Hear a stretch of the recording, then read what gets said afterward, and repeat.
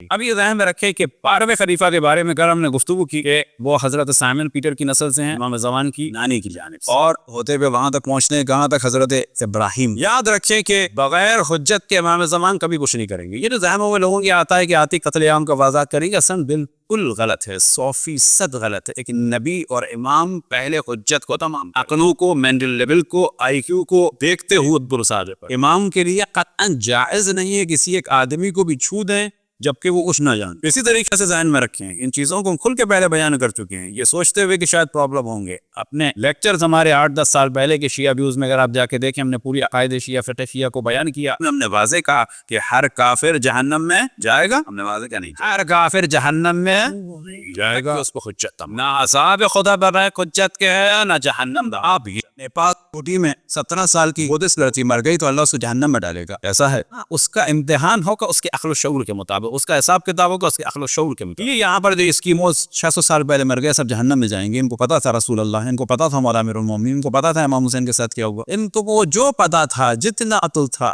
جتنی عقل تھی، جتنی حجت تھی، جتنا پیغام آیا اس کا حصہ بڑی جلدی جو کافر کافر کافر کافر، یہ ہم لوگ بڑی جلدی بن، یہ بھی کافر، یہ بھی کافر، یہ بھی کافر، یہ بھی کافر، یہ بھی کافر۔ تھوڑی نمازیں پڑھنے کے بعد بخور ہمارے استاد کے ایک آدمی نماز شب میں اٹھا، اس کے بعد جو ہے دیوار کو ہاتھ لگا رہا ہے کہ سونے کی بن رہی ہے کہ نہیں بن۔ ایک دن کی نماز تہجد سے انسان جو ہے وہ اچھا خاصا نہ پڑھتا تو ڈھنگ کا، بعد میں پتہ چلا تکبر ہو گیا، ایک دن کی نماز شب دان لگ رہا ہے۔ اس سے بہتر تھا نہ پڑھتے بیٹا، 2 رکعت نماز فجر پڑھو بغیر اذان اقامت کے۔ لیکن انسان کے بچے تم بعض بڑوں سے بھی کہتے ہیں، خصوصاً بزرگوں سے، بہت شوق تلاوت قرآن کا تو کیجیے، اگر ہمت نہیں ہے بہو سے چائے کی توقع نہ رکھیں، اس کو سونے دیں، زیادہ بہتر ہے تلاوت قرآن۔ اسلام نہیں، ہم سو جاؤ، اس لیے کہا کہ چائے پیو تو قرآن پڑھو، نہ پڑھو، زیادہ ثواب یہ ہے خود بھی قرآن نہ پڑھو، خود بھی ناشتہ بنا کے اس کو بھی کھلاؤ، خود بھی کھاؤ، یہ اسلام۔ تو امام زمان علیہ السلام حجت کو تمام کریں، بالکل نہ رہے۔ ہمارے استاد فرماتے تھے کوئی وحشت کی ضرورت نہیں، ہاں شرم الگ چیز ہے، شرم اور وحشت یہ کہ دونوں، شرم الگ چیز ہے، وحشت ہمیں ان سے شرم آنی کہ ہمیں کیسا ہونا چاہیے اور کیسے، ڈر شرم والا۔ وہ فرماتے تھے یاد رکھو کہ ان کے علاوہ ہمارا کوئی نہیں، بہت بات ہو گئی صحیح۔ پھر وہ فرماتے تھے ہمارے علاوہ بھی ان کا کوئی نہیں، بڑی محبت کرتے ہیں، وہ روتے ہیں، وہ رونے والا جو ہے وہ غصے میں نہیں، افسوس بھی کیا کریں، یعنی واقعا رونے کا مقام ہو کہ ماویہ اور ہندا کی ماننے والی ہیں پردہ کریں، ہیلی کی بیٹی پردہ ہے، کہ امام زمان روئیں گے۔ ماویہ اور ہندا کے ماننے والے کہیں کہ جی ہم شادی کریں گے، اسے پارٹیشن ہونا چاہیے۔ یہ پارٹیشن امریکہ میں، یورپ میں ہر جگہ مل جاتا ہے اگر تھوڑا سا پیسہ لگائے تو، جو کہتے ہیں یہ ملتا نہیں، سب کچھ ملتا ہے، اس کے پیسے دینے ہوتی ہیں، ذرا پردہ رکھتا نہیں۔ تو یہاں پر یہ سوچنا چاہیے امام زمان علیہ السلام حجت کو تمام، حتیٰ روایتوں میں نقل بہت بڑی تعداد یہودیوں کی ایمان لے کب لے آئے گی کہ جب امام زمان تورات کے نسخے پر تابوت سکینہ نکالیں گے، کہاں سے؟ بحر تبریہ سے۔ بحر تبریہ جو ہے اصولاً تو ہمیں کہنا چاہیے فلسطین میں، جب اسرائیل کہا جاتا ہے، بحر تبریہ وہاں پر 2 بڑی بڑی لیکس، کھارے پانی کی ہے، ایک میٹھے پانی۔ کھاری والی جو ہے وہ ڈیڈ سی، میٹھے پانی والی جو ہے وہ تبریہ سی۔ تو وہاں کی تہ سے امام زمان تابوت سکینہ نکالا۔ تابوت سکینہ نا حضرت سکینہ بنت قیس، تابوت سکینہ وہ تبرکات انبیاء بنی اسرائیل کے جو صندوق، یہ تابوت سکینہ ہوتا تھا کہاں پر؟ ماؤنٹ آف موریا میں۔ ماؤنٹ آف موریا میں کیا بنایا تھا حضرت سلیمان نے؟ ٹیمپل آف علوم، وہاں پر تھا ہولی آف دا ہولیز، مقدس کمرہ، اس میں تھا تابوت سکینہ۔ یہ تابوت سکینہ کھو گیا، سمندر میں ڈال دیا۔ اب امام زمان علیہ السلام